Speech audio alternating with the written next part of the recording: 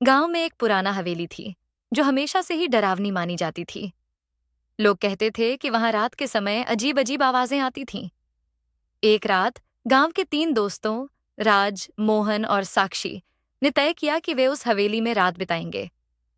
जैसे ही वे हवेली में दाखिल हुए, ठंडी हवा ने उनका स्वागत किया। दीवारें ढह रही थीं और फर्श पर पुरानी चादरें बिखरी हुई थीं।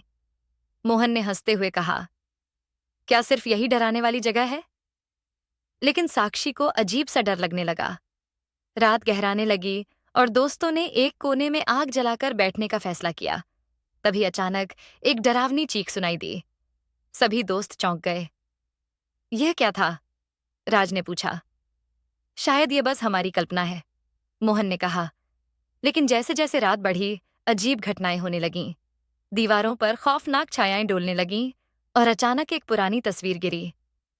तस्वीर में एक औरत थी जिसकी आंखें बहुत भयानक थीं। साक्षी ने कहा, मुझे यहां से जाना है।